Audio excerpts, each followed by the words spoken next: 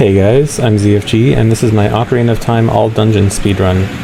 So for this speedrun, I'm going to need to beat the 8 main dungeons and get the spiritual stone or medallion from all of the blue warps after beating the boss. So this means I'm going to have to beat the Deku Tree, Dodongo's Cavern, Jabba Jabba's Belly, Forest, Fire, Water, Shadow, and Spirit Temple. So I'm doing this run on the Japanese Wii Virtual Console version. The Japanese version is for faster text. Other than text, there's no differences between Japanese and English at all. The Wii Virtual Console version is for less lag and faster loading compared to the N64 version. There are also some version-inclusive glitches on the Wii Virtual Console version, but for this run it won't be relevant. First thing I'm going to do here, I'm going to grab 5 rupees from the stepping stones outside, 5 rupees from behind the counter here, and buy a Deku Stick with it. So normally you would be going to get the sword first thing, but I'm going to ignore the sword, just grab the stick, and I'll be done here. So normally at the beginning you're supposed to get a sword and shield to get to the Deku Tree, and then you have to beat the Deku Tree to get out of the forest. I won't be doing that though, I'm going to ignore all of that, and climb up to Lost Woods. So also, so for general movement, you'll see me doing a lot of side hops and back walking. This is going to be the fastest general forms of movement, at least before I get some other items. That's how you'll see me moving a lot through the run. So here in Lost Woods, there's a shortcut over to Zora's River. You're normally not supposed to access it until later on in the game, but we can get in there early. So I'm going to go over here and get into a specific position, and then I'm going to do a side hop and a jump slash to clip into the stone slab, and this will let me get out to Zora's River early. So it might seem weird that I'm leaving the forest early without beating Deku Tree when I need to, but I can just do the dungeons in any order in this run. I don't have to do them in the intended order. So it's going to be much faster to put Deku Tree off until later. So getting around that spike's a little bit awkward on the bridge here. So for now, I'm going to leave and go down Zora's River. So there's a bunch of invisible rupees in the river here. I want to get 80 rupees for buying a shield later, so this will help me start. I should get 20 by the end of the river, and then I'll get the other 60 later. Also, if you mash B while swimming, it makes Link swim a little bit faster. So here I'm going to go to Kakariko, but before I go to Kakariko, there's an owl in front of the stairs over there. The one that says, you know, do you want me to repeat what I said? It takes forever to talk to. I don't want to talk to him. So I'm going to go over here and do a glitch where I slide up into the water and hold very slightly outside the dead zone on the control stick. This is known as extended super slide.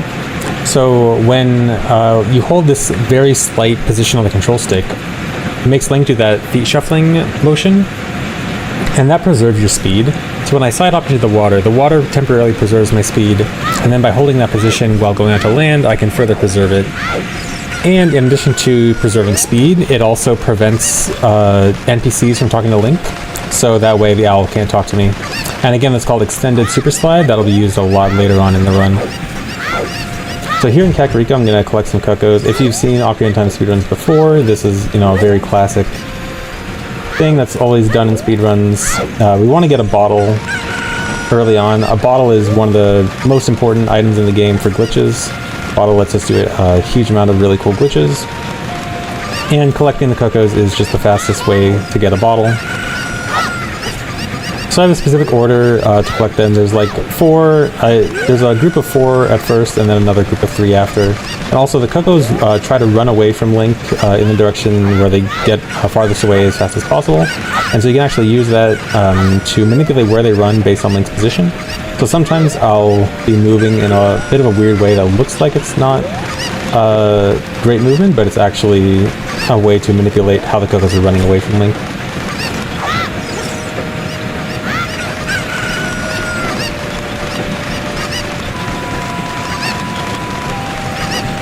So the cocos are a little bit random. They stay within a certain area of where they spawn, but they can move a pretty good amount in that area. Like that coco can be really high up the hill or like right next to the ladder. That one's the most significant. That was pretty average though. So there's a little RNG here, but not a huge amount. So here's a little example of like manipulating exactly where the cocos run. That's why I stay behind a little bit there to make sure they don't run the opposite direction. And so that with all 7 cocos collected, that's going to give me the bottle. That's one of the most important items in the game, and then right after this, I'm going to go for another really important item. So I'm going to go to bottom of the well here. You're normally not supposed to go here until much later in the game, but if I jump slash on the edge here and then talk to Navi, I fall through the water. So Link doesn't interact with water while text is up, and if you talk to Navi while backing up from a jump slash, he'll actually fall off the ledge. And bottom of the well is really important for this next trick I'm going to do. There's a really important item in here I want. And to get it, I'm going to have to clip out of bounds. I'm going to use this Skulltula here. I'm going to try to push this Skulltula far away against the wall and then kill it while it's closer to the wall. And then I have to do a very precise backflip and backwalk into the wall and have the hitboxes, the Skulltula's hitbox push me out of bounds and I fall into water, into out of bounds water. And then I can float up the water here. So there's this chest over here. I'm going to swim back inbounds to get this chest. This will be the next really important item, which is bomb shoes. So bomb shoes is really important for glitches like this, where I'm going to grab the vine and pull out a bomb shoe at the same time. This will clip me out of bounds. And if you fall out of bounds for a certain amount of time, you'll eventually void out and it'll respawn you back at the entrance. This is just the fastest way to get back out of here, since I'm done with everything I need for Bomb of the Well. So yeah, bombs and bomb shoes are one of the most important items in the game for speedrunning. Lots of glitches associated with them, clipping, fast movement tech. A lot of that stuff is going to be all around bombs and bomb shoes. So that's why I want to get that as early as possible. I'm done with everything I need in Kakariko now. I'm going to head back out to Hyrule Field.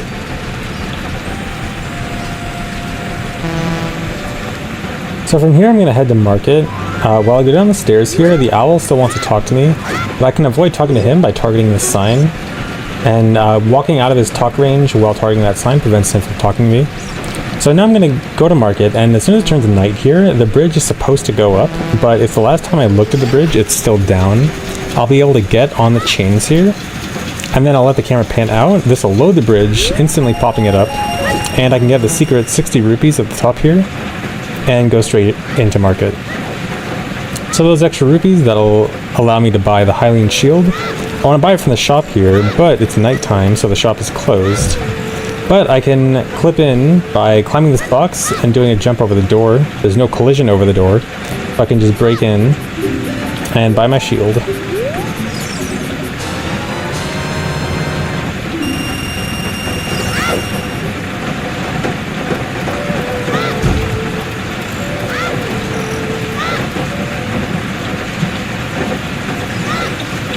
And now I'm going to head to Temple of Time.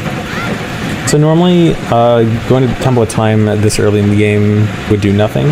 You're supposed to have 3 spiritual stones and Ocarina of Time to open the door of time, but as you can probably guess, I'm not going to need any of those.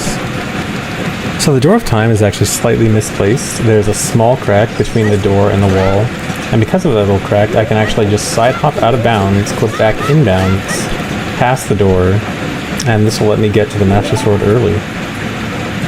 So as you can expect, this is a pretty huge sequence break. This lets me skip the Ocarina of Time, the Song of Time, and beating all 3 of the child dungeons. The child dungeons do still need to be beaten, but again, I can do them in any order I want, so I can just do them later as adult.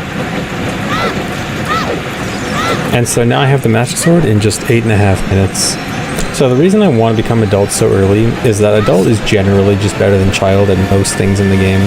Adult has slightly faster movement speed, adult can climb higher ledges, adult has access to better items like hookshot and hover boots. And so for the most part, adult is just faster than doing most things compared to child. So there are some things that are supposed to be only doable as adult or only doable as child, but with glitches, adult can do most of the things that are supposed to be child only.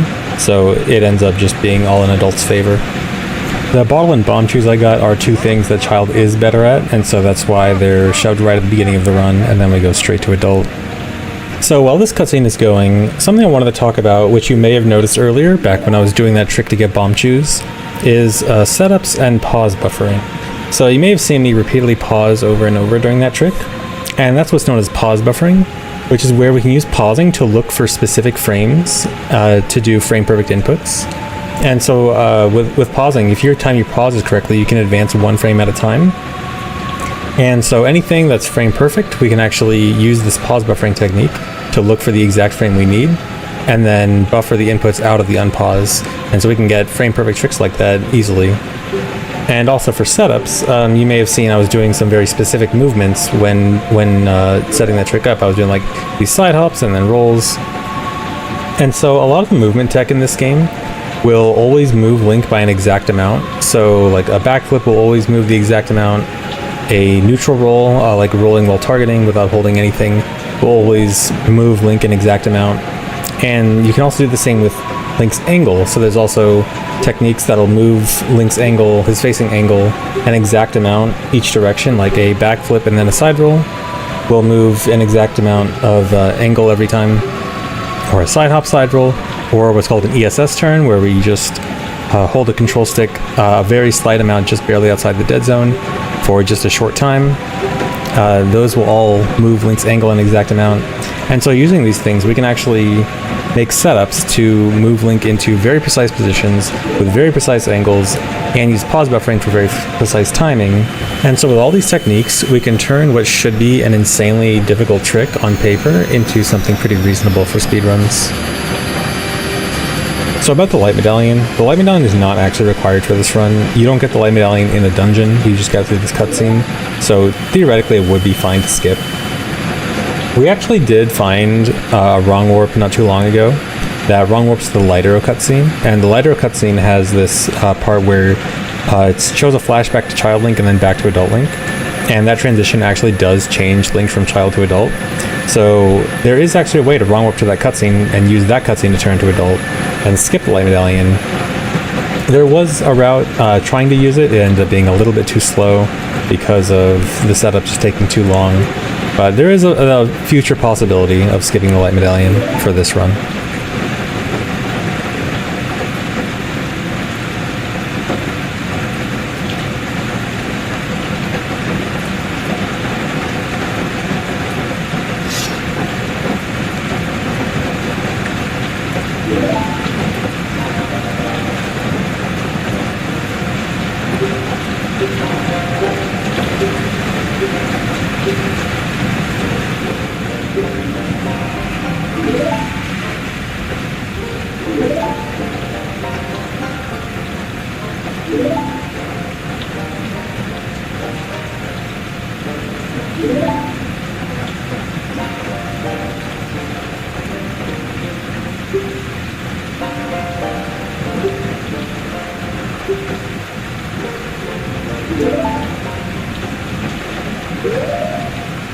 So here I'm going to save and reset. So the Door of Time that I clipped past earlier is still blocking my path. I could easily clip through it as child, but as adult I need some better equipment to clip through it. So saving and resetting is my best option. When you save and reset in the overworld, it always places Link back at the front of Temple of Time.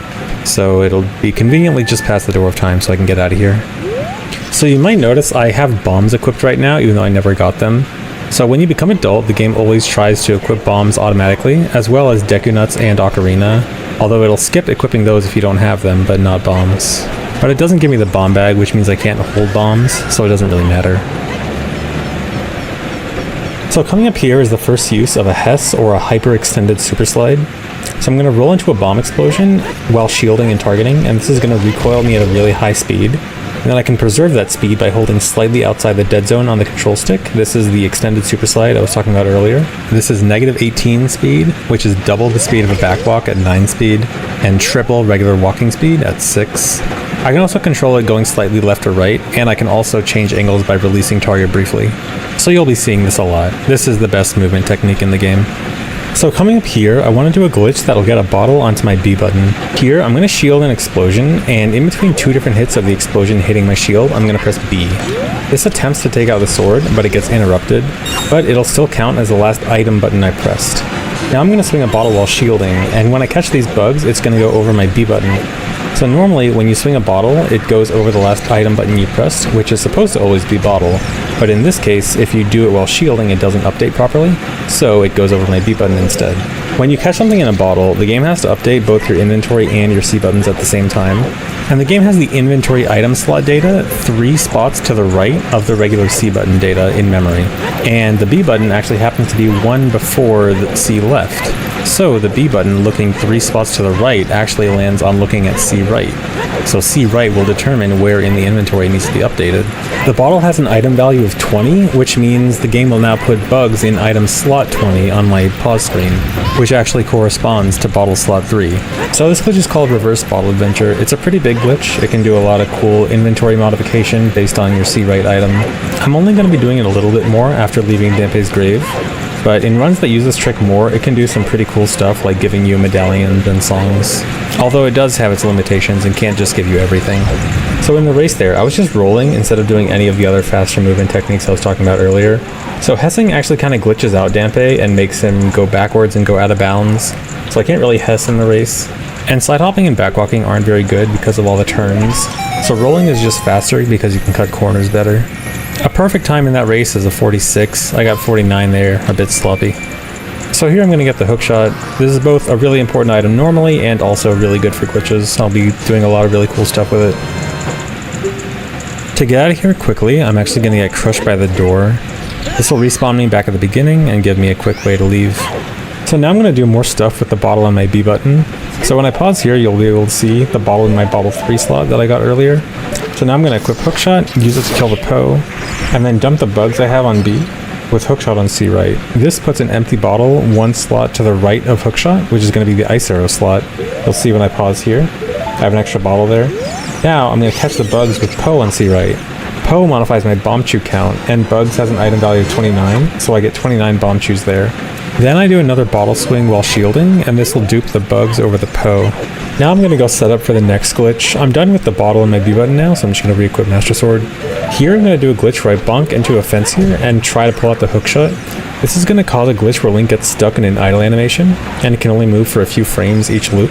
Then I'm going to try to use the hookshot on the frames in between each loop, and when the hookshot comes out, it'll get interrupted by the animation loop starting again, and if the hookshot gets interrupted, it causes Link to do a really big jump.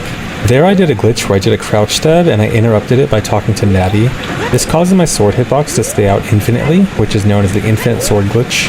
One property of this glitch is that it prevents me from falling off ledges, which is really important for walking around the perimeter of Graveyard to get up to Shadow Temple early. Normally there's a bunch of torches in front of the Shadow Temple entrance which you're supposed to light to open the door, but by doing that side hop, I side hopped over a load trigger that skips the door loading, and so I can just walk in. So now I'm at Shadow Temple, which is supposed to be one of the last dungeons, but this is actually going to be the first dungeon that I beat.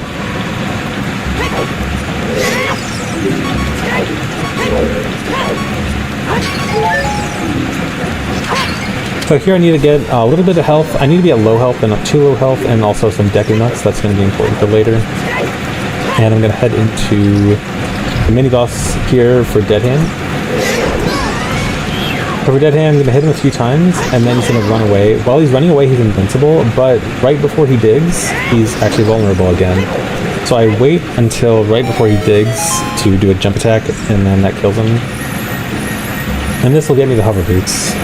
Hover Boots, another really important item.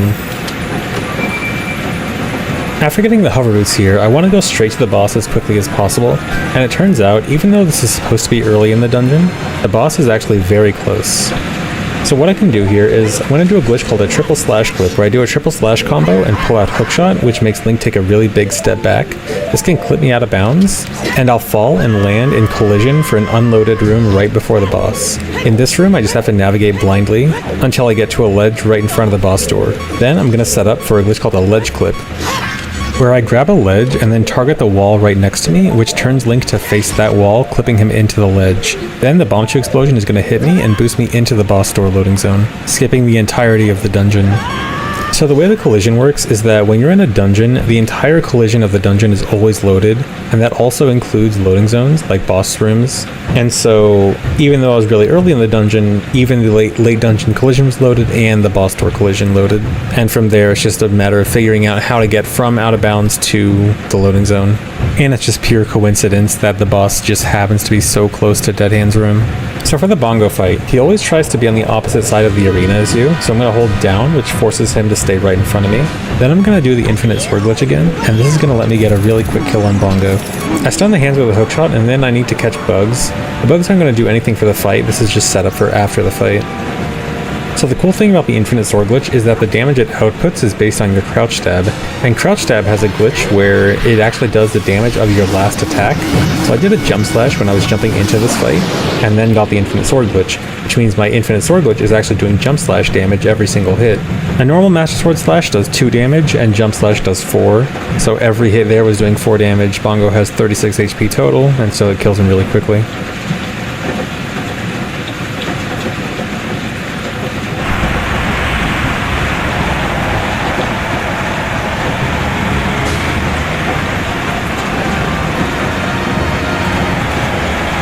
Here's where the bugs I mentioned earlier come in. After catching something in a bottle, if you do a backflip, press the bottle button, and then press another item that Link holds in his hands, he'll play that item like an ocarina. And if I do ocarina items on the edge of the blue warp, I'll gain control while the blue warp is supposed to be going. Here I'm going to try to do a setup to die on 1 exact frame of the blue warp timer, and if I do it right, I'll die, get the medallion, and not have to watch the cutscene.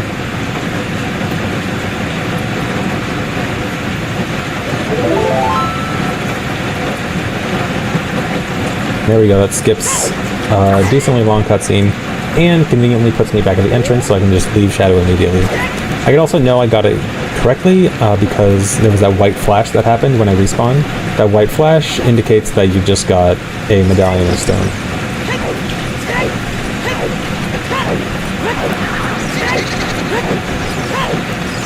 So now I'm just gonna head out back to Kakariko. I'm going to do another Hess here. I want to go up to Death Mountain so I can use a Bomb Chew and blow it up against this grass to Hess all the way up to the top of Kakariko. Before I go directly to Death Mountain though, I'm going to sell these bugs. This gives me 50 rupees, and so I can go do some shopping. And here in the shop, there is a fairy also priced for 50 rupees. A bit odd that they're the same price, but this is very convenient because I do want the fairy for 2 tricks coming up.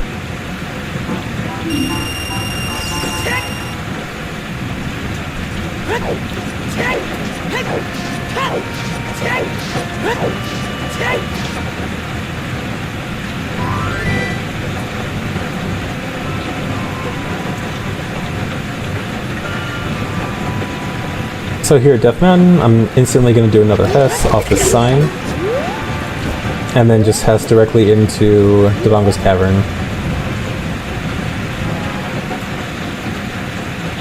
Here I gotta blow up a wall. I want to take a little bit of damage. I'm going to be damaging down here soon.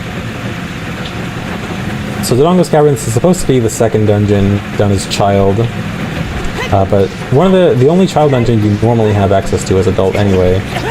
So I'm going to take some damage here from the lava. I'll take damage a little bit faster by constantly rolling. And then I'm going to set up into position for another hookshot jump like I did back in Graveyard. So this time I'm going to have the hookshot get interrupted by a death. And by dying as soon as the hookshot hits its target, I get a huge jump upwards. The bridge above is only solid from the top and not the bottom, so I pass through the bottom, land on the top, get revived by the fairy, and now I can go over to bombs. Also, you saw there while paused, it looked like I equipped the fairy again. What I actually did there was a glitch called Equip Swap, where I hover the cursor over the fairy, switch menu screens, and then as soon as possible, equip the fairy again over a different item slot. The fairy actually went over the Ice Arrow bottle slot that I got from Reverse Bottle Adventure earlier. This effectively duplicates the fairy, so it doesn't use up my original fairy. So bombs, just like bomb chews, are really important for lots of glitches. Even though they're pretty similar, they both have different use cases, and so I do want them both. But after getting bombs, I'm actually not going to beat the dungeon, I'm going to leave. I do need to beat this dungeon eventually, but it's going to be faster to just leave right now and put it off until later. For now, I'm just going to do another Hess here and then go up to Goron City.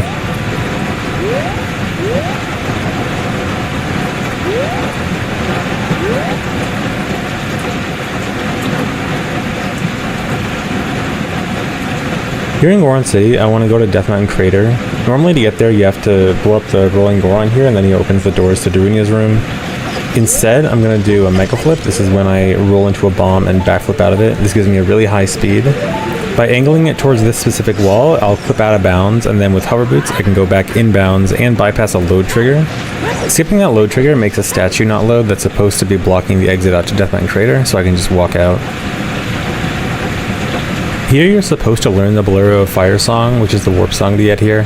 but I'm going to skip it. I'm just going to use hover boots to go around the mountain here. This will let me bypass the trigger, which is on the bridge, and then I can just walk straight into Fire Temple. Also note that I don't have the Goron tunic, which is why the heat timer is up. That'll be relevant for Fire Temple.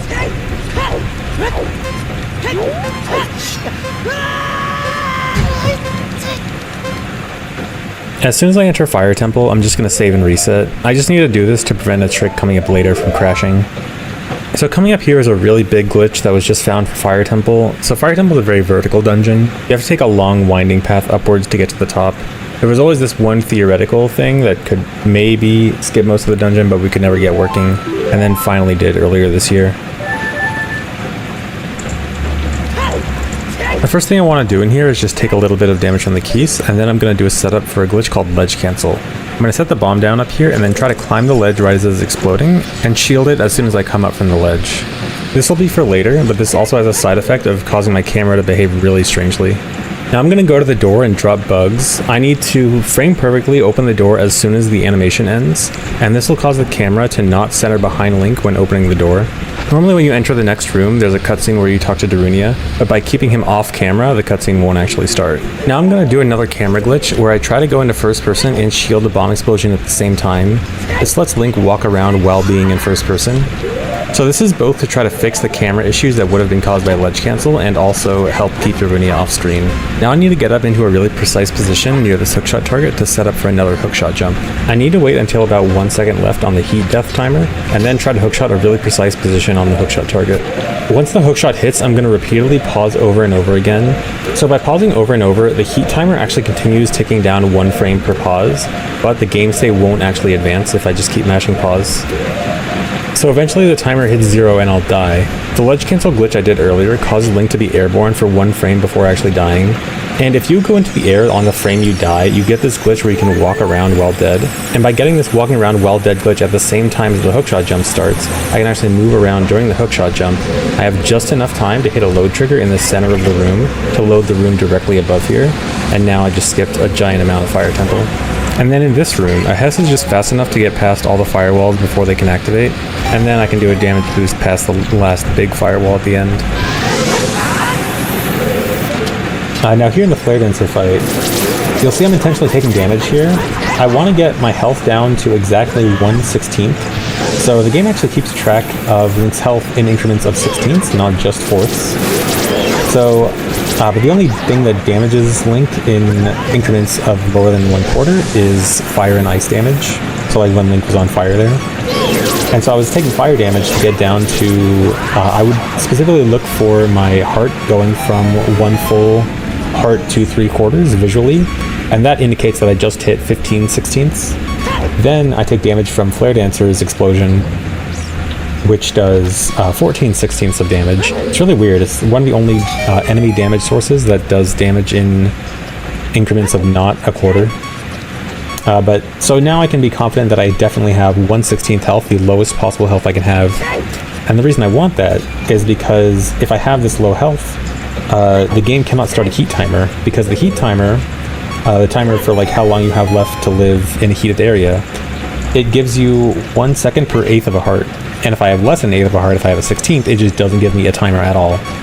So this is a cool way to avoid the Goron tunic at the cost of dying to a light breeze, but I'm gonna need it in order to survive the Volvagia fight.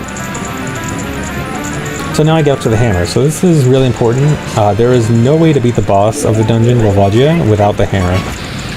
So to get to the boss, I'm gonna do a Hess here. This Hess is fast enough to clip me out of bounds, and then I can do a jump slash. So the loading trigger for Volvagia's room happens to be directly below there. So that out of bounds clip ends up being perfect for getting directly to Volvagia's room really quickly. Very convenient right after the hammer.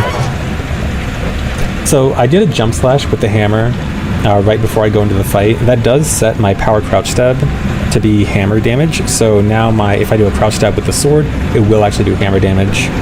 The hammer, again, is required to beat Volvagia, but it will look like I just used my sword for it. So now, here for the Volvagia fight. So there's 2 phases for the Volvagia fight, one where Volvagia flies around, and one where he pops out of the holes. And those 2 actually have different hitboxes.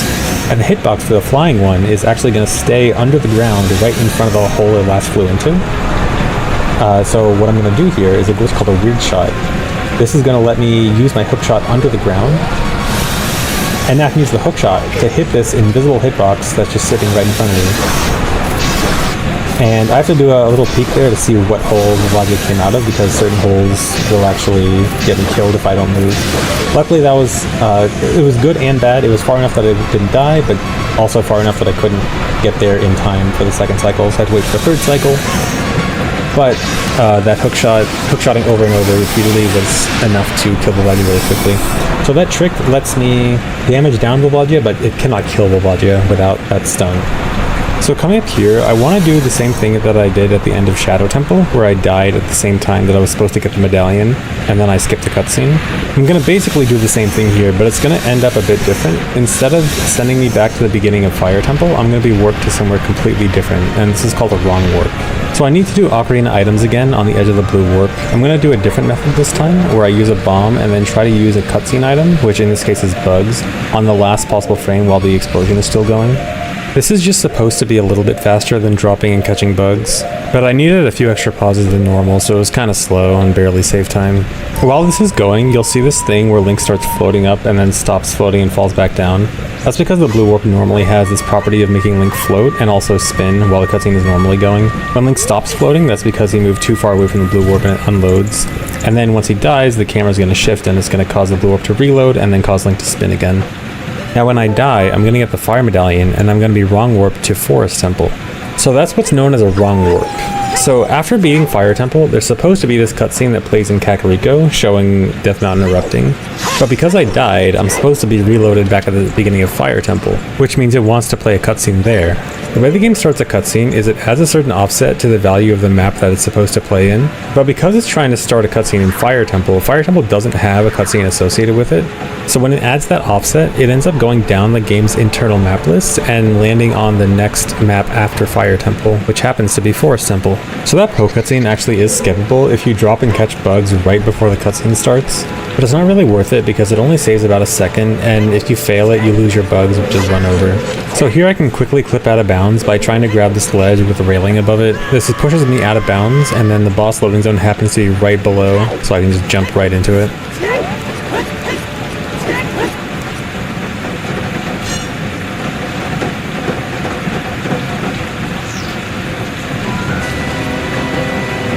So notably, I do not have the bow. I skipped the entirety of Forest Temple, didn't grab the bow. Luckily, Phantom Ganon can also be beaten with hookshot. You actually do not need the bow for this, for the boss fight or this run in general. I'll be skipping the bow entirely.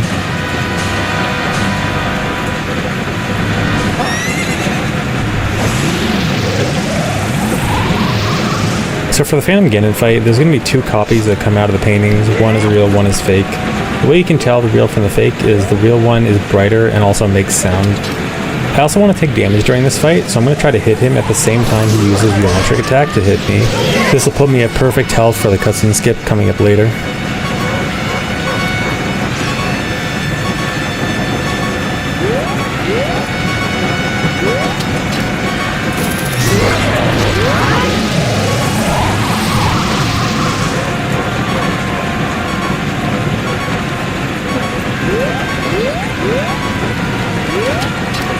As soon as it comes out of the painting, I'm going to get the infinite sword glitch, which is going to be used to try to kill him really quickly. Then I use the hookshot to make him attack a bit quicker. Then I turn around and ISG just kills him really quickly. So right there you saw me spamming the hookshot. So when you shoot a projectile at him, he spins his staff, and that staff spin actually makes him vulnerable for a tiny bit. ISG can't get a true stun lock on Phantom Ganon, but by doing that staff spin, as soon as he tries to get up, he gets hit again by ISG, and then I just repeat until he's dead.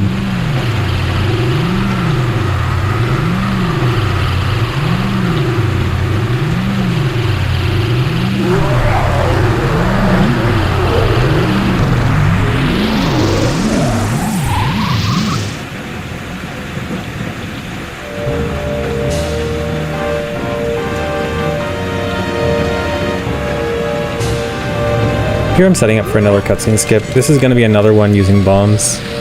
Again, this is a bit faster, but it is frame perfect, so it has a risk of losing time due to pause buffering. But luckily I got it perfectly this time.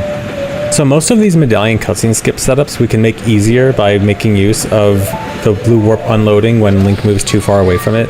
Unfortunately, in this room, there's no way to move far enough away from the blue warp to unload it, which means you have to do multiple frame-perfect inputs in order to get this cutscene skip. But then once I die, just like before, I'll get the medallion and not have to watch the cutscene. This won't be a wrong warp like Fire Temple, this will just take me back to the beginning of Forest Temple. But as soon as I respawn, I want to instantly die again.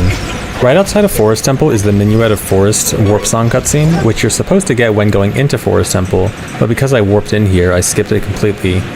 I don't want to watch the cutscene, so I'm gonna die while I exit. Then when Sacred Forest Meadow loads, I'll hit the cutscene trigger and die at the same time. This gives me the song, but I don't have to watch the cutscene. Here I want to Hess out of Sacred Forest Meadow.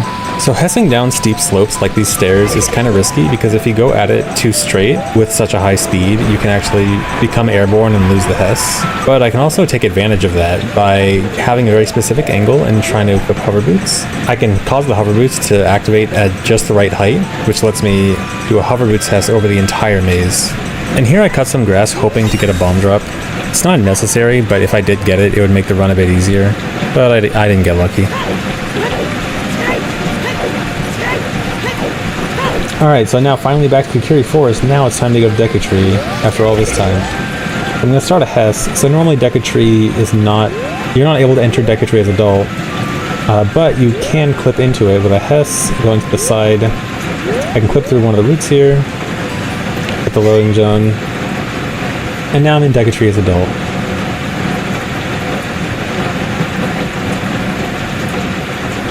Alright, and now, as soon as I enter Deku Tree as adult, first thing I'm going to do here is leave. So, this looks really weird. I seem to constantly be avoiding Deku Tree.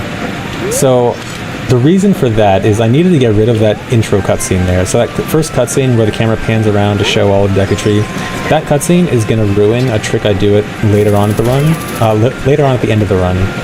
And so I need that cutscene gone. So now we just go straight back to Lost Woods. It's a bit of an awkward detour, but it is necessary. So I'm going to Hess back over to the Zora's River exit. So I'm going to do another clip to the Zora's River exit, just like I did as Child, but it's going to be a little bit different. I'm going to grab the edge there, drop down with a sword, and then jump slash to clip in. And then from Zora's River here, I'm going to go directly into Zora's Domain. There's normally a waterfall here, but you can actually pretty easily get behind the waterfall. There's multiple ways to get around there. Hover boots would work, Mega Flip like that works. Akako also works as Child. And then in Zora's Domain, gonna do another clip. Gonna grab the edge of the ledge there with the ladder. This clips me out of bounds. So there's normally a warp portal you can use to get from Zora's Domain to Lake Hylia. It's supposed to be blocked off as adult, but by getting out of bounds like that, you can get in as adult. This is the quickest way to Lake Hylia, which is where the Water Temple is. Now, to get to the Water Temple, normally you're supposed to have Iron Boots and Hookshot, and use Hookshot and Iron Boots to open the gate. But I'm going to Hess up to the main island here, and do a setup to clip out of bounds.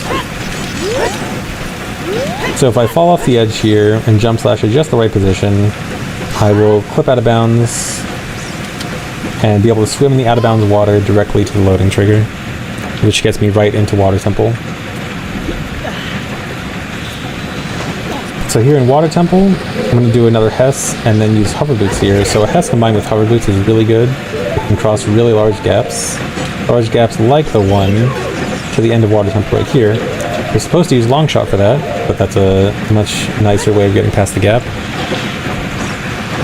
And this leads directly to the pre-boss room. So I do need to clip through the boss door somehow. So what I'm going to do is get the Infinite Sword glitch, and I'm going to do a very short bomb hover. So when I have the Infinite Sword glitch, if I shield damage in the air, I'll actually hover in the air for a little bit. And then if I get hit while falling back down there, I have enough horizontal and vertical speed combined to clip through the boss door. And this gets me directly to Morpho.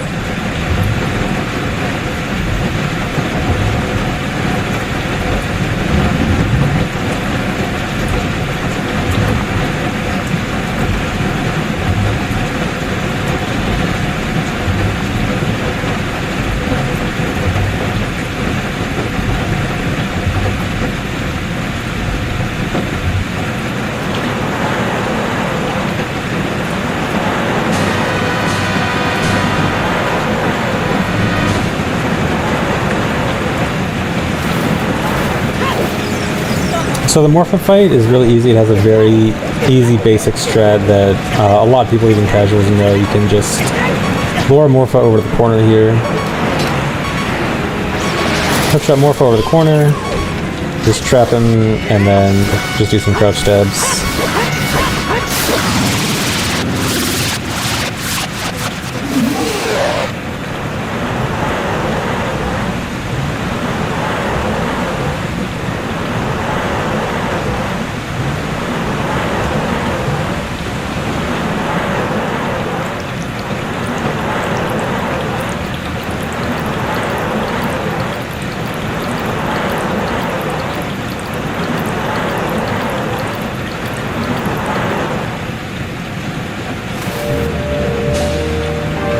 So it's time again to do another death cutscene skip.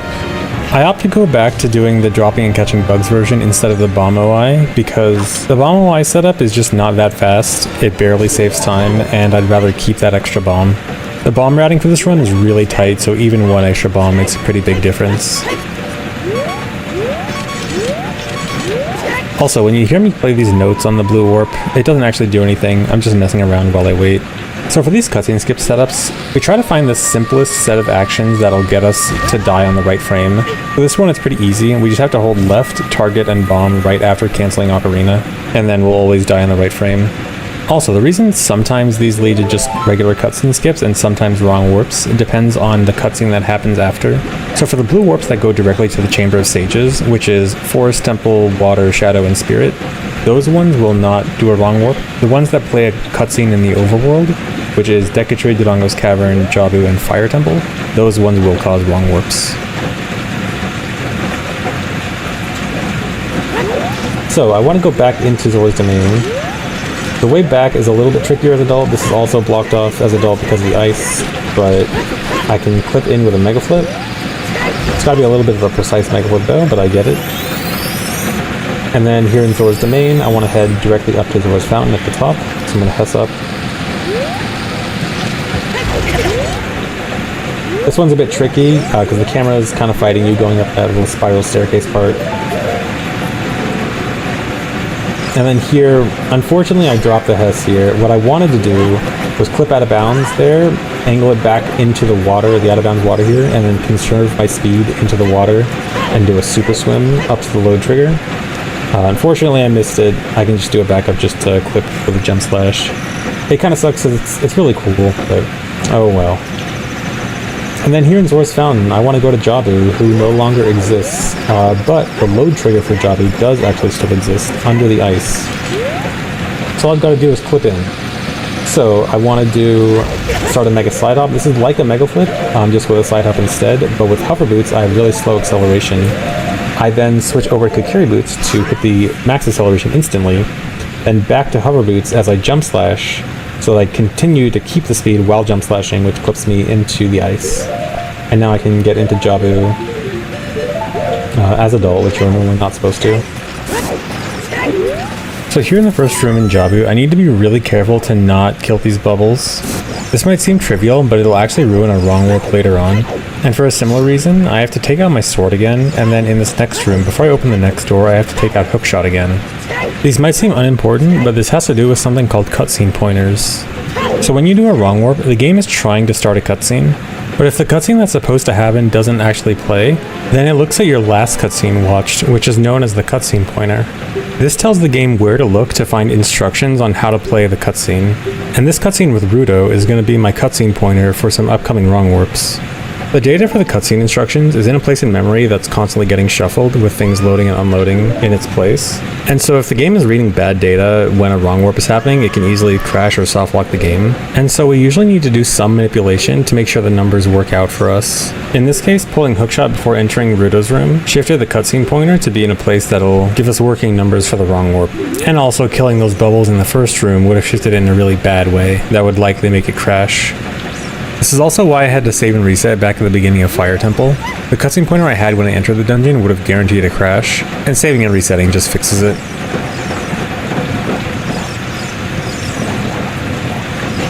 So I want to get a fairy that's in a pod in this room. I can use the hookshot through walls in Jabu to break the pot from down below, and fairies have a mechanic where they'll always go to Link's height, so even though the fairy was up on the ledge, it instantly moves down, and then I can catch it through the wall. So Jabu is unfortunately a bit of a boring dungeon. You have to carry Rudo around all the way to the top in order to get the boomerang, and unfortunately we don't really have a skip for this. And this is another case like Volvagia where the boss cannot be beaten without the dungeon item. There's no way to beat Baronade without the boomerang. I have to wait for this elevator here, so I'm just going to take this time to damage down from the Octorok.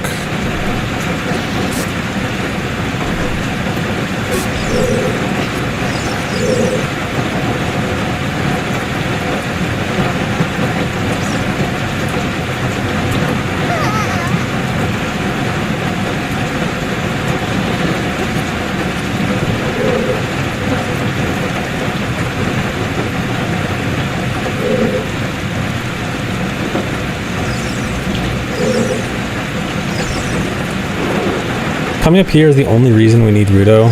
This switch will only be pushed down if you're holding Rudo, there's no other way.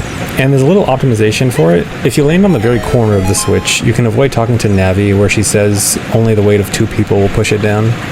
Then in the next room, I can use Rudo to kill one of the stingers, and then use Nuts and Sword to just kill the others. And then there's a fan favorite trick here, where I try to drop Rudo as the chest is rising. This causes Rudo to start vibrating on the chest. This is known as Vibrudo. Fan favorite trick. So we can't really do any skips going up to the boomerang, but luckily after the boomerang we can skip the rest of the dungeon. Normally there's supposed to be this thing where you kill all the tentacles in order to get to the end, but we can skip all of that. Now the boomerang usually can't be used as adult, but with the equip swap glitch that I talked about earlier where I could effectively duplicate an item, it also lets me equip items that would otherwise be restricted. Because an item being restricted is actually based on the item slot and not the item itself, so because I'm equipping it over a slot that I can equip, which is the Ice Arrow slot, it works fine. Now here I'm going to try to clip right to the end of the dungeon. I'm going to start a Hess with hover boots and then go over to this door over here. And with a really precise angle I can clip between the door and the wall here. It takes a few tries for me to get it though. But once I clip, I can go right to the boss loading zone and skip the final room of the dungeon.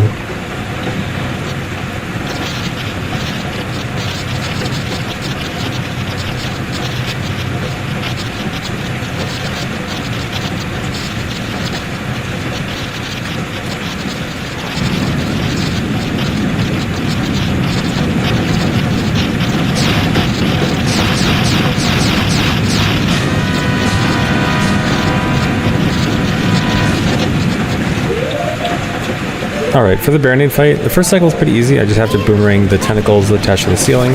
I intentionally stand in between 2 of the berries that are going to come out of the body so they don't hit me when they come out. And for the next 2 phases, a Deku Nut is really good at just killing all the berries all at once. And for the last phase, I need to make sure I kill Baronade in a specific point in the room. The wrong warp I'm doing coming up is going to be dependent on where the blue warp spawns, and that's determined by where Baronade dies.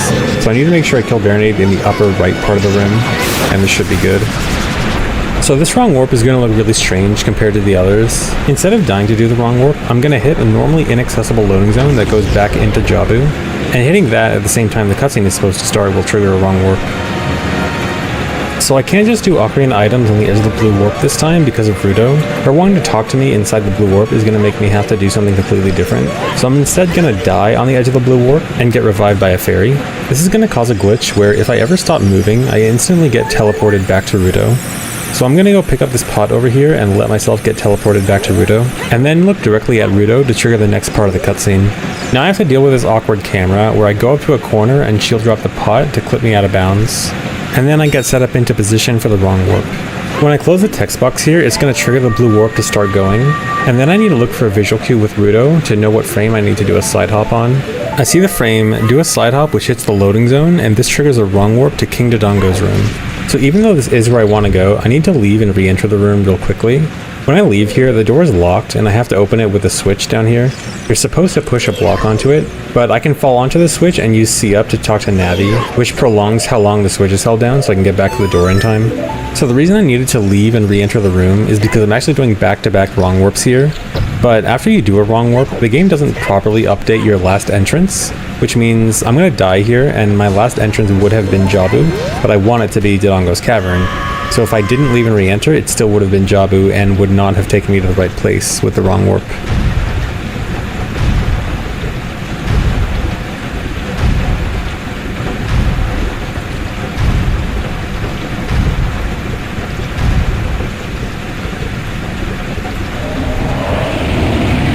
So the King Dodongo fight is pretty notoriously easy. 2 bombs and 2 jump slashes will kill him. I also like to bounce the bomb off the wall into his mouth just to make the fight a little bit more fun. Then when he's rolling around, I can use this time to damage down from the lava.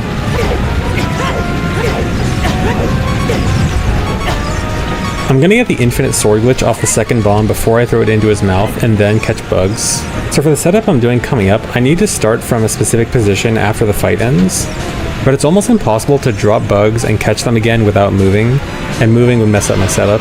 But if I just catch the bugs before King Dodongo dies, then I'll already have the bugs in my hand after the cutscene. And this is why I need the infinite sword glitch, is because that's the only way I can actually kill King Dodongo with the bugs in my hand.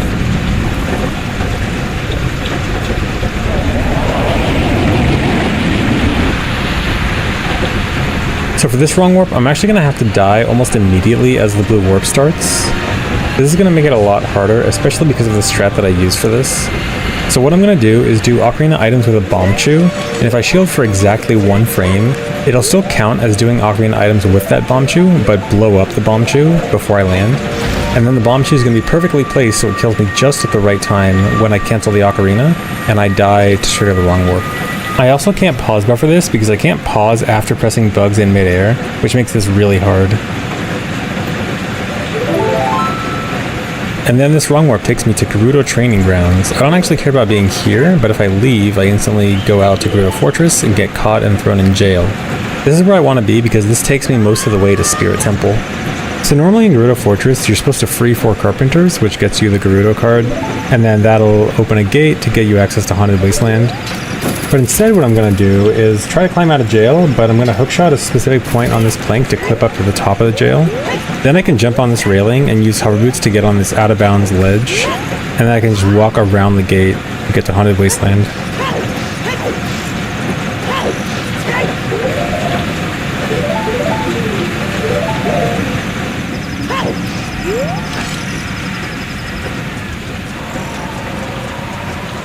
So for Haunted Wasteland, I really just want to Hess through the whole thing.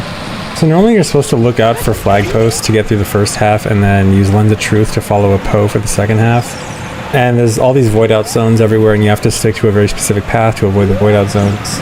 So doing this backwards and at a high speed is pretty tricky.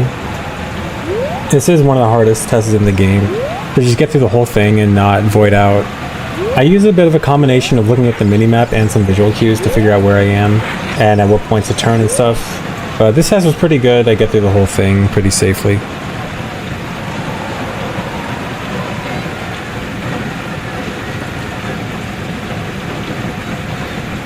So here in Desert Colossus, I want to Hess over to Spirit Temple, but Hessing actually kind of sucks here because of levers. Because it's really easy to target them, and targeting a lever would make me not able to do a Hess. So I instead do a Super Slide, which is a version where I just move directly in a straight line backwards when I try to grab a bomb while shielding and rolling. So now I'm going to start, I'm going to get the Infinite Sword Glitch here and try to start a hover on this Gwei. So I mentioned earlier how if I shield damage in midair with the Infinite Sword Glitch, I'll hover in the air, and I can repeat that over and over, first with the Gwei and then with some bomb chews. And this lets me get up really high. After I get high enough, I'm going to do a backflip and land on a particular scene. This will let me walk up this statue outside. From here, I can hookshot the Silver Gauntlets chest. I don't care about the Silver Gauntlets though. I'm instead going to do another Hess over to the other hand, where the Mirror Shield chest is going to drop. And that skips a huge section of Spirit Temple. Skips the entire child section and the first half of the adult section. And the Mirror Shield is another item, one of the 3 big items that you need to beat the dungeon's respective boss. So there's no way to beat Twinrova without Mirror Shield, just like Volvagia needs Hammer and Baronade needs Speedrun. So here is an Iron Knuckle. The Iron Knuckle has a really easy cheese. You can actually just crouch stab in front of him. If you're in front and slightly to the right, he just can't hit you.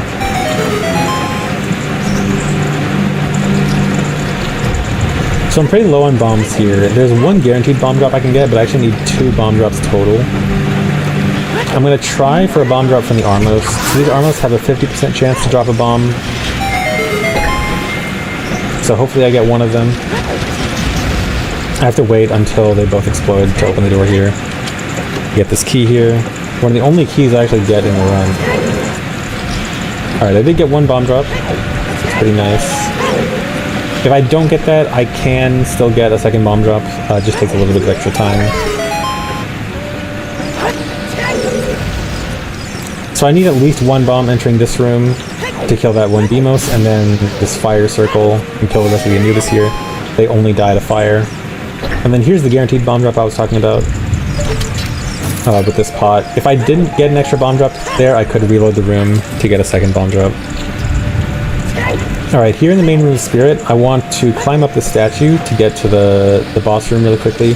Unfortunately, I make a pretty big mistake here. This is like the main big mistake of the run, unfortunately. I fall trying to climb up the statue. Getting around the elbow of the statue is a bit awkward, and I ended up falling there and taking some extra damage that I didn't want. But I can just climb and try again. But here's what's supposed to happen, is the bomb puts me out of bounds and then back up inbounds onto the shoulder of the statue. Then I do some more tricky movement here to climb up the statue, and then here I'm going to try to do a backflip with hover boots, which will put me out of bounds, right next to the wall, just barely out of bounds. Then I can jump slash into the boss loading trigger.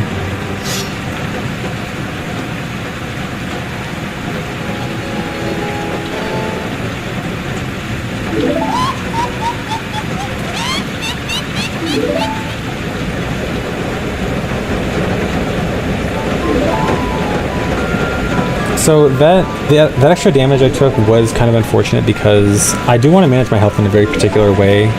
Coming into the boss room, I want to have exactly 2 hearts or 1 3/4. Either is fine. But I'm unfortunately half a heart down. That means I'm going to have to do a slower strat a little bit later, so it's going to cost a little bit of extra time. But before that, this Iron Knuckle fight with Nibiru. So I'm going to do a jump slash and do the cheese I was talking about, just sitting in front and crouch stabbing. But I'm not going to kill the Iron Knuckle right away. I'm going to leave it on just 1 hit left. I'm going to climb on this throne. And I'm going to jump to this door and do a glitchy ledge grab here. I kind of grabbed on something I'm not supposed to. And this causes Link to fall through the floor if it happens at the same time a cutscene starts. So Link fell through the floor and voided out during the cutscene. It skips the entire cutscene. Nice little time saver, not having to watch that.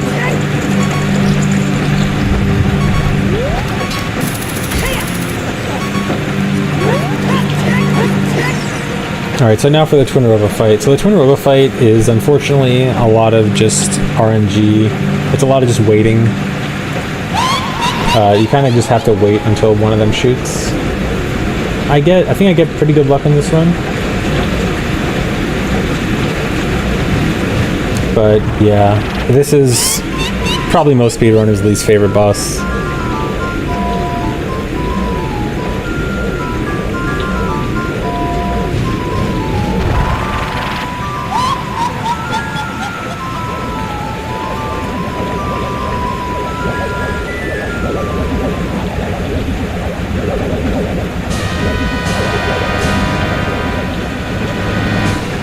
So ideally, right at the start, one of them attacks before they even move. I got lucky here, the red one attacks without moving.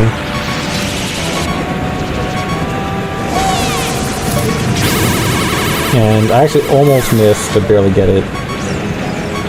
I can also use the hookshot to make them spin in place. This will make it easier to lock them in place so it's easier to hit them. Although so right here I get really bad luck where they're on opposite sides. I get bad luck into good luck, where targeting makes the shield kind of go in a weird direction and actually hit the red one from behind. And then I got extra good luck with the ice one doing a double, like 2 shots back to back without moving. So I actually did kind of get good luck on this fight.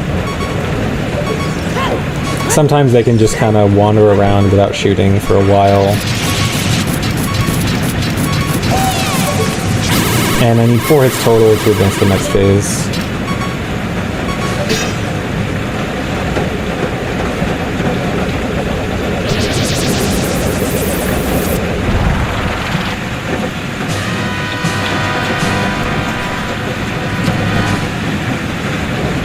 So for this phase, I want to stand close to one of the platforms and then use the hookshot to make her spin. So the hookshot to make her spin just makes her move a little bit faster, but standing near the platforms gives a chance that she'll actually stay on the same platform. It's a 1 in 9 chance. Unfortunately, I didn't get it there, but it's fine. And then after stunning her once, if I do my crouch stabs correctly, I can one-cycle her.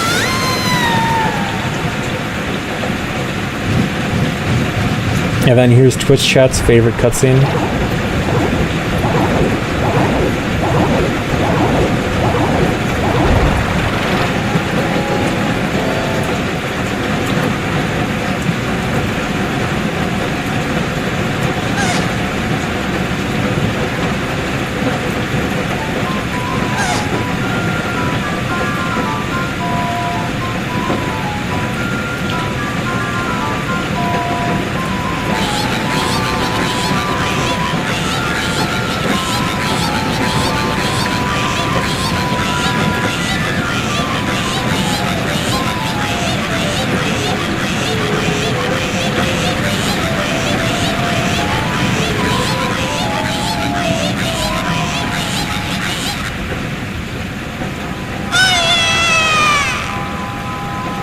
So here's where I'm gonna lose time to the extra damage I took earlier. I mentioned I wanted to enter the boss with 2 hearts. I lose 1 heart from the void. And then here I want to lose... Ideally I would do Ocarina items with a bomb, which would do a half heart and then another half heart from the final death. But unfortunately, because I was already at low health, I had to do a backup where I don't use the bomb OI method. So I just have to drop and catch bugs, which is a bit slower. But this is, again, same thing. I just have to die at the same time the game is trying to give me the Spirit Medallion.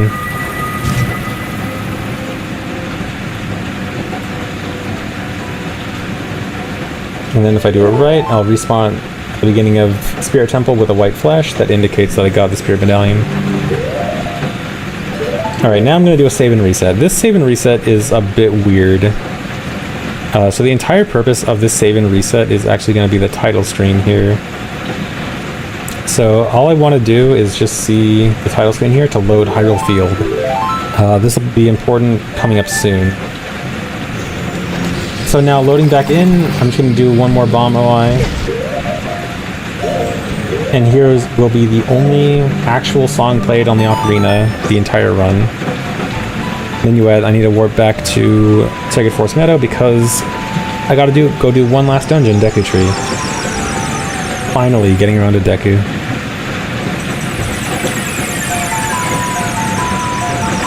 So I have to do this test across Sacred Forest Meadow again. This is gonna be the same as when I did it earlier. And then I'm just heading to Kukuri Forest.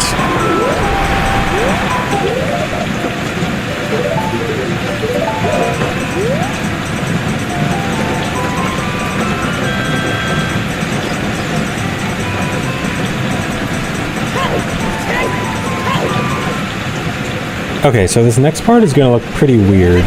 So the goal of this next section is I need to load something in a very specific place in memory and have a very specific angle when I do it. The way I'm walking and the way I'm moving the camera is all done very intentionally to make sure that things load or unload in a very specific way. That's also what cutting the sign here is for, just trying to set up memory. And then all this is done so that I can drop a bomb shoe at a very specific angle at a very specific place in memory. I mentioned a while ago how after doing a wrong warp, the game will look for your last cutscene watched and try to find data for how to play that cutscene, and how we usually try to manipulate it to be 0 or negative so that we have nothing happen.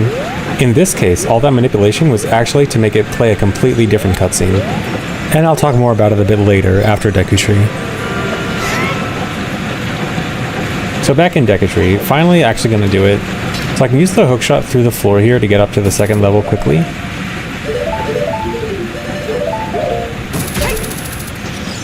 then all I want to do here is set up a mega flip. It's a pretty precise mega flip, but this will let me get straight to the end of the dungeon. I do this mega flip and I equip hover boots. This clips me out of bounds, and then I can slide hop and go all the way down to Goma's loading zone.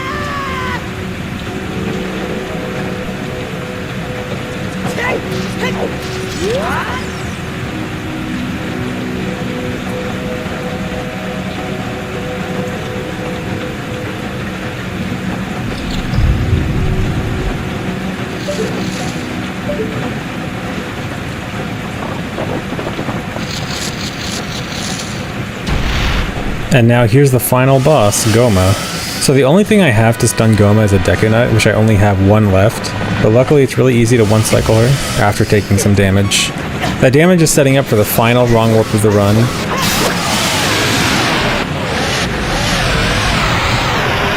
So this is going to be like the Dodongo's Cavern wrong warp, where I need to use a Bomb Chew and shield for exactly 1 frame in order to die right as the blue warp starts. The problem is I can't pause here, or else it messes up my setup for the wrong warp. And because I have hover boots, I can't really do a good movement setup to the blue warp, so I actually have to manually move into position for the blue warp. And this is the last trick in the run too, so I get to do this really hard trick at the very end.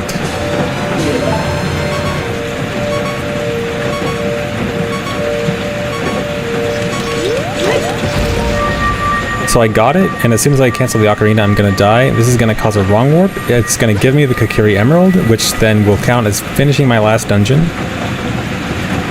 The wrong warp is going to take me to Dodongo's Cavern, and then because of all the manipulation I did, it's going to play a cutscene. And the cutscene it's going to play is the ending cutscene, which means that's the end of the run. So this may not immediately look like the ending cutscene, but it is. So normally after you beat the game, there's this cutscene where Link and Zelda are in the sky, and Link gives the ocarina back and stuff. That cutscene actually takes place in Hyrule Field. It just takes place with all the textures gone. If you remember earlier how I mentioned after I beat Spirit Temple I save and reset just to load Hyrule Field from the title screen, that was to load cutscene data from Hyrule Field. And all that manipulation was to make the cutscene pointer point to some Hyrule Field data for a cutscene to play after a wrong warp. So the wrong warp happened, it started playing this Hyrule Field cutscene of the ending cutscene, and now it's playing in Dodongo's Cavern. So it looks really weird, but if I continue through all this text, it'll eventually get to the part where it actually just starts playing the credits. And that is the end of the run. That is all dungeons beaten in 1 hour, 6 minutes, 22 seconds. I really liked running this category. It was really fun, trying out the new tricks and optimizing everything. I'm pretty happy with this run. I could have gotten a 105 if I didn't make that stupid mistake in Spirit, but I'm satisfied with this time. So thanks for watching everyone, and I hope you enjoyed the run.